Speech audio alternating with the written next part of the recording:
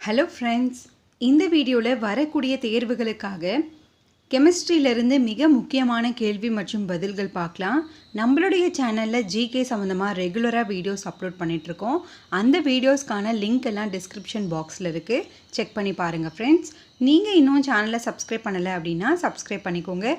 கூடவே பக்கத்தில் இருக்க பெல் ஐக்கானையும் கிளிக் பண்ணிக்கோங்க ஃப்ரெண்ட்ஸ். உங்களுக்கான ஒரு கேள்வி. இந்த கேள்விக்கு பதில் தெரிஞ்சவங்க கீழே கமெண்ட் பண்ணுங்கள். தக்காளியில் உள்ள அமிலம் எது? இது மிக மிக முக்கியமான கேள்வி. முதல் கேள்வி, காய்கறிகளை பழுக்க வைக்க உதவும் வாயு எது? Repeated question. காய்களை பழுக்க வைக்க உதவும் வாயு எத்திலின். இரண்டாவது கேள்வி, சதுப்பு நில வாயு என அழைக்கப்படுவது எது? இதுவும் மிக முக்கியமான கேள்வி. Answer methane. சதுப்பு நில வாயு என அழைக்கப்படுவது மீத்தேன். மூன்றாவது கேள்வி, ஒரு திடப்பொருளை வெப்பப்படுத்தும் போது திரவமாகாமல் நேரடியாக வாயு நிலைக்கு மாறுவது எவ்வாறு அழைக்கப்படுகிறது? ஆன்சர் பதங்கமாதல். ஒரு திடப்பொருளை வெப்பப்படுத்தும் போது அது திரவமாகாமல் நேரடியாக வாயு நிலைக்கு மாறுவது பதங்கமாதல். நான்காவது கேள்வி, ஆக்சிஜன் என்று பெயர் வைத்தவர் யார்?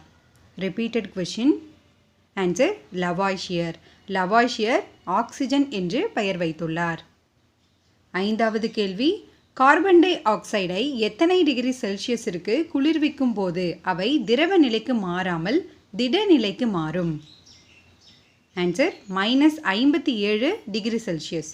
-57 டிகிரி செல்சியஸுக்கு கார்பன் டை ஆக்சைடை குளிர்விக்கும் போது அவை திரவ நிலைக்கு மாறாமல் திட நிலைக்கு மாறும். இந்த நிலை உலர் பனிக்கட்டி என அழைக்கப்படுகிறது. ஆறாவது கேள்வி, காற்றில் நைட்ரஜனின் சதவீதம் என்ன? Most repeated question. ஆன்சர் 78%. மேலும் சில பார்க்கலாம். ஆக்சிஜனுடைய சதவீதம் 21%, கார்பன் டை ஆக்சைடு 0.03% காற்றில் உள்ளது.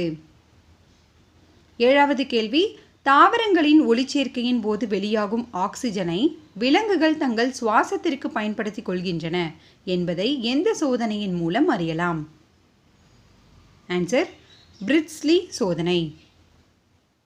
எட்டாவது கேள்வி, எந்த சோதனையின் மூலம் ஒளிச்சேர்க்கையின் போது ஆக்சிஜனை வெளியிட சூரிய ஒளி தேவைப்படுகிறது என்பதை அறியலாம்? ஆன்சர் இன்ஜென்ஹவுஸ் சோதனை. இந்த கேள்வி முக்கியமானது. ஒன்பதாவது கேள்வி, நைட்ரஜனை முதலில் கண்டறிந்தவர் யார்? Repeated question. Answer Daniel Rutherford. இவர்தான் நைட்ரஜனை முதலில் கண்டறிந்தவர். பத்தாவது கேள்வி, திரவ நிலையில் உள்ள உலோகம் எது? Most repeated question. ஆன்சர் பாதரசம்.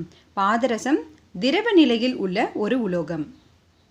11வது கேள்வி, திரவ நிலையில் உள்ள அலோகம் எது? Answer bromine. திரவ நிலையில் உள்ள அலோகம் புரோமின். 12வது கேள்வி, வாயு நிலையில் உள்ள தனிமம் எது? வாயு நிலையில் உள்ள தனிமம் குளோரின். இந்த அடுத்தடுத்த கேள்விகள் மிக முக்கியம் ஃப்ரெண்ட்ஸ், நோட் பண்ணிக்கோங்க. 13வது கேள்வி, கீழ்கண்டவற்றுள் எது அழுத்தத்திற்கு உட்படாத பொருள்? ஆன்சர் திடப்பொருள். திடப்பொருள் பார்த்தீங்கன்னா அழுத்தத்திற்கு உட்படாது. 14வது கேள்வி, டை அமோனியம் பாஸ்பேட் என்பது ஒரு உரம். டை அமோனியம் பாஸ்பேட் ஒரு உரம். ஃப்ரெண்ட்ஸ், நம்மளுடைய சேனலில் ரெகுலராக டெய்லி கரண்ட் அஃபேர்ஸ் அப்லோட் பண்ணிகிட்ருக்கோம். அதற்கான லிங்க்கும் டிஸ்கிரிப்ஷன் பாக்ஸில் இருக்கும், செக் பண்ணி பாருங்கள். 15வது கேள்வி, வெப்பமானியில் பயன்படும் உலோகம் எது? Repeated question. ஆன்சர் பாதரசம். வெப்பமானியில் பயன்படும் முக்கியமான ஒரு உலோகம் எது அப்படின்னா பாதரசம். 16வது கேள்வி, நைட்ரோலியம் என அழைக்கப்படும் உரம் எது? Answer calcium cyanamide. Calcium cyanamide nitrolim என அழைக்கப்படும் உரம். கால்சியம் சைனமைடு மட்டும் ஒரு பக்கம் கொடுத்துட்டு இன்னொரு பக்கம் உரம், பூச்சிக்கொல்லி அந்த மாதிரி பொருத்துகளை கேட்பாங்க. மிக முக்கியமானது, நோட் பண்ணிக்கோங்க. 17வது கேள்வி, செயற்கை ரப்பர் தயாரிக்க பயன்படும் மோனோமர் எது? ஆன்சர் 1,3-பியூட்டாடைன். இதுதான் செயற்கை ரப்பர் தயாரிக்க பயன்படும் மோனோமர். 18வது கேள்வி, இயற்கையிலேயே மிக கடினமாக கிடைக்கும் பொருள் எது? Repeated question. ஆன்சர் வைரம். வைரம் இயற்கையிலேயே கிடைக்கக்கூடிய மிக கடினமான பொருள். 19வது கேள்வி, உணவுப் பொருளை கெடாமல் பாதுகாக்கும் வினிகரின் வேதியியல் பெயர் என்ன? வினிகர் அப்படின்றது உணவுப் பொருள் கெடாமல் பாதுகாக்கக்கூடிய ஒரு அமிலம். இதனுடைய வேதியியல் பெயர் அசிட்டிக் அமிலம். இதுவும் பொறுத்துகளை ரிப்பீட்டடாக கேட்பாங்க. 20வது கேள்வி, ஒளி இழை தகவல் தொடர்பில் ஒளியானது இழைத்தண்டின் வழியாக அனுப்பப்படும் என கூறும் தத்துவம் எது? ஆன்சர் முழு ஆக எதிரொலிப்பு. ஸோ ஃபைபர் ஆப்டிக்கல் கேபிளில் முழு ஆக எதிரொலிப்பு என்ற தத்துவம் பயன்படுகிறது.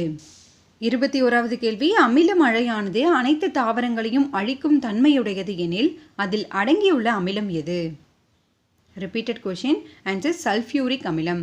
அமில மலையில் உள்ள அமிலம் சல்ஃபியூரிக் அமிலம்.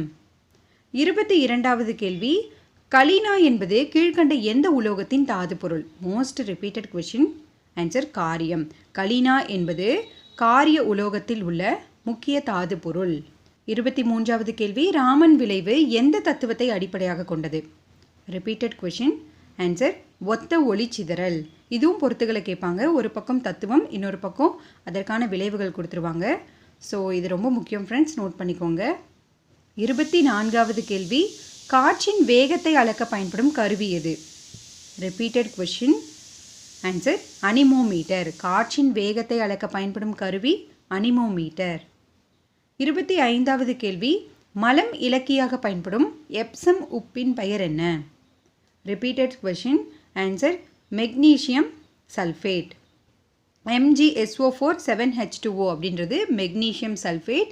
இது ஆர்கானிக் இல்லாத ஒரு உப்பு, விவசாயத்தில் பயன்படக்கூடியது.